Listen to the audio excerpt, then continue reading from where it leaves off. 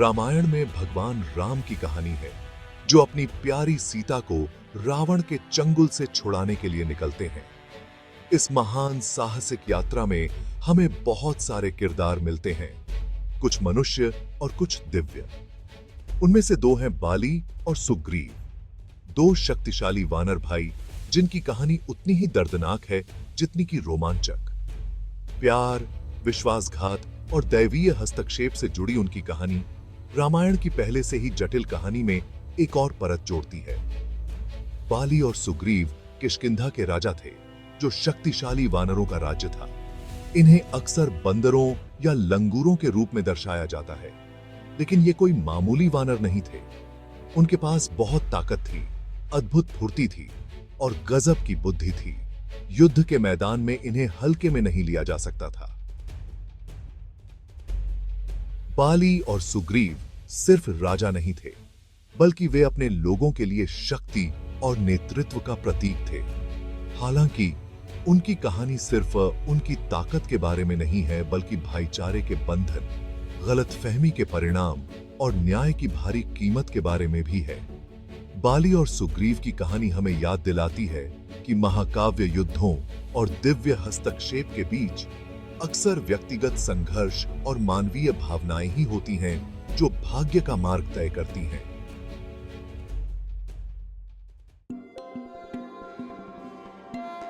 बाली और सुग्रीव के माता-पिता की कहानी भी उतनी ही असाधारण है जितने कि ये भाई खुद हैं।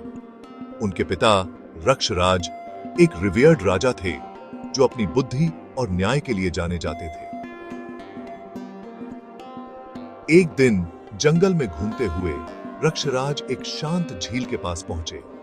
उन्हें इस बात का पता नहीं था कि यह झील कोई साधारण पानी का स्रोत नहीं थी। यह तो देवी अप्सराओं का पवित्र स्थान था।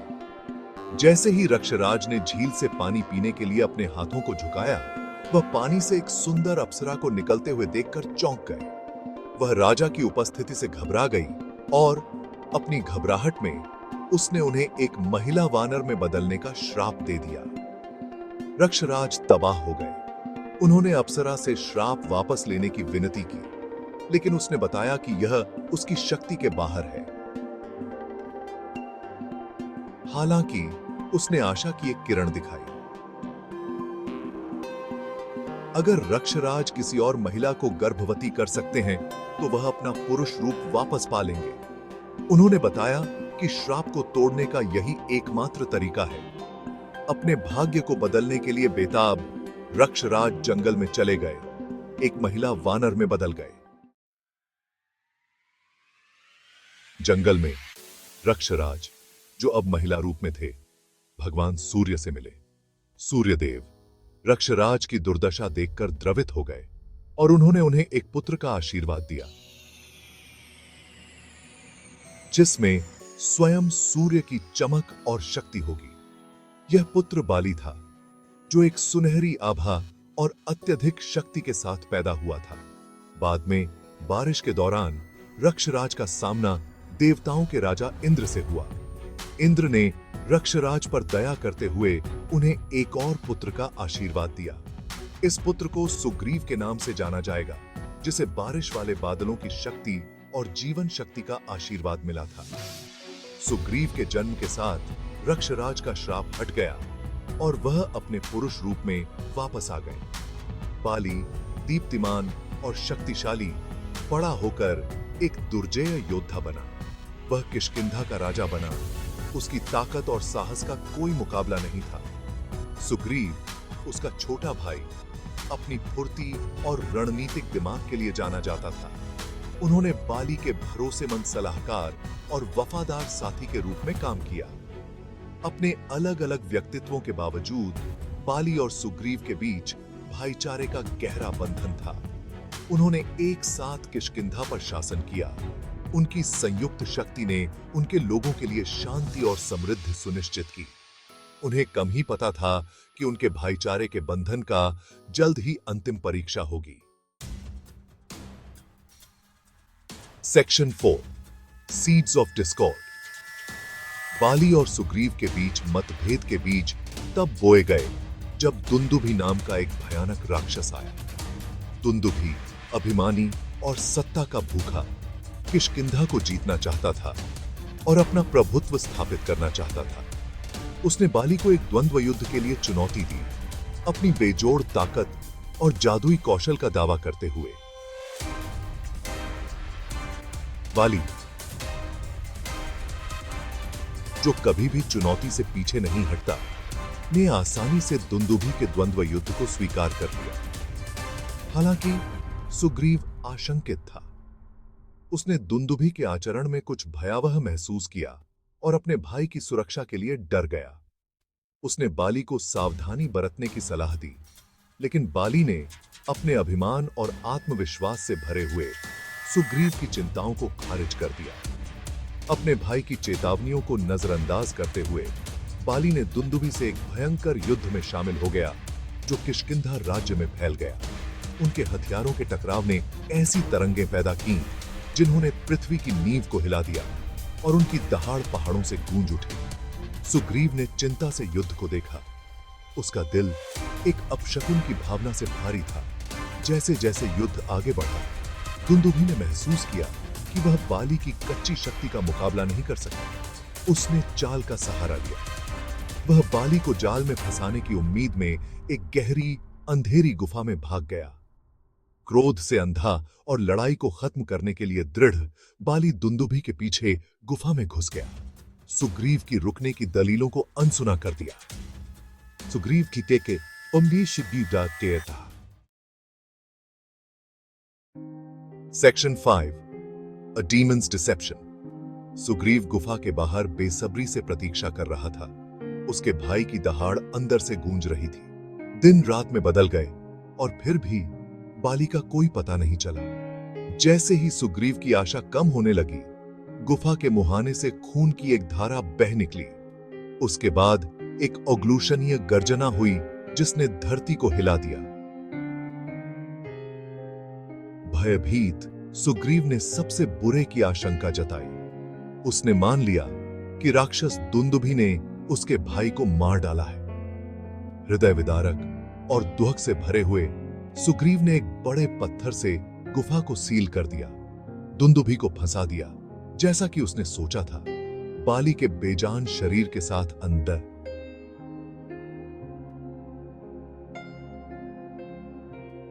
सुग्रीव को पता नहीं था कि दुंदुभी ने गुफा के पीछे एक गुप्त रास्ते से बचने के लिए अपने जादू का इस्तेमाल किया था। दुंदुभी के साथ अपनी लड़ाई से विजयी होकर उभर रहे बाली गुफा को सील पाकर चौंक गए। उसने सुग्रीव को आवाज दी, लेकिन भारी पत्थर से उसकी आवाज घुट गई। जब उसे कोई प्रतिक्रिया नहीं मिली तो बाली क्रोधित हो गया। उसने माना कि सुग्रीव ने सिंहासन हासिल करने के लिए महत्वाकांक्षा से प्रेरित होकर गुफा को सील कर दिया था। Section 6, the mighty duel. Bali कड़वाहट और विश्वासघात की भावना से भरा हुआ गुफा से मुक्त हो गया। वह किष्किंधा लौट आया और सुग्रीव पर राजद्रोह का आरोप लगाया। उसे उसके शाही दर्जे से हटा दिया और उसे राज्य से भगा दिया। सुग्रीव अपने भाई के आरोपों से स्तब्ध ने गलतफहमी को समझाने की कोशिश की, लेकिन बाली ने क्रोध से अंधा होकर सुनने से इनकार कर दिया। हृदय विदारक और अन्यायपूर्ण रूप से आरोपित सुग्रीव निर्वासन में भाग गया। उसने ऋष्यमुख पहाड़ों में शरण मांगी, एकमात्र ऐसी जगह जहां बाली का क्रोध पहुंचने की हिम्मत नहीं करता था। बाली अपने क्रोध और संदेह से भस्म होकर एक अत्याचारी बन गया था, जो लोहे की मुट्ठी से किष्किंधा पर शासन करता था। कभी समृद्ध राज्य अब भय और संदेह में डूबा हुआ सद्भाव और न्याय के दिनों के लिए तरस रहा था। सुग्रीव अपने निर्वासन में अपने भाई के खोने और उसे हुए अन्याय से पीड़ित था। वह बाली के निरंतर भय में रहता था, जिसने उसे जान से मारने की कसम खाई थी। बाली एक बहुत बड़ा योद्धा राजा था। वो किष्किंधा का राजा था। वो बहुत स्ट्रेंथवर था। उसे भगवान ब्रह्मा से एक अनोखा आशीर्वाद मिला था। इस आशीर्वाद ने उसे युद्ध में लगभग अजेय बना दिया था। जब भी बाली किसी दुश्मन से लड़ता था, तो उसे अपने दुश्मन की आधी ताकत मिल जाती थी। इस वजह से उसे हराना लगभग नामुमकिन था। बाली अपनी वीरता और न्याय के लिए जाना जाता था। वो एक राइचसनेसी राजा था। वो अपनी प्रजा का भक्त था। उसकी ताकत और धर्म के प्रति समर्पण ने उसे एक महान शासक बनाया। सब उसकी इज्जत करते थे, यहां तक कि देवता भी उसकी शक्ति को मानते थे। रावण, लंका का राजा, घमंड से भरा हुआ था। वो अपने अहंकार के लिए जाना जाता था। वो बहुत स्ट्रेंथवर भी था। उसे ब्रह्मा और शिव से वरदान मिले थे। इन बूंसों ने उसे लगभग अजेय बना दिया था। उसने कई दुनिया जीती थी। वो खुद को सबसे स्ट्रेंथवर मानता था। रावण के अहंकार की कोई सीमा नहीं थी। वो शक्ति और डोमिनेंस चाहता था। उसने गॉड्सों और मनुष्यों दोनों को चुनौती दी। उसका मानना था कि उसे कोई नहीं हरा सकता। उसका घमंड ही आखिरकार उसकी सबसे बड़ी अंडर एस्टिमेटेड जोरी बन गया। बाली और रावण का रास्ता टकराना तय था। ये दो स्ट्रेंथवर लोगों का आमना सामना था। रावण ने अपने अहंकार में किष्किंधा को जीतने का फैसला किया। उसने बाली की ताकत को कम आंका। उसने बाली को द्वंद्व युद्ध के लिए चैलेंज्ड। इस युद्ध से धरती और आकाश हिल गए। यह देखने लायक नजारा था। दोनों ही अविश्वसनीय रूप से पावरशाली थे।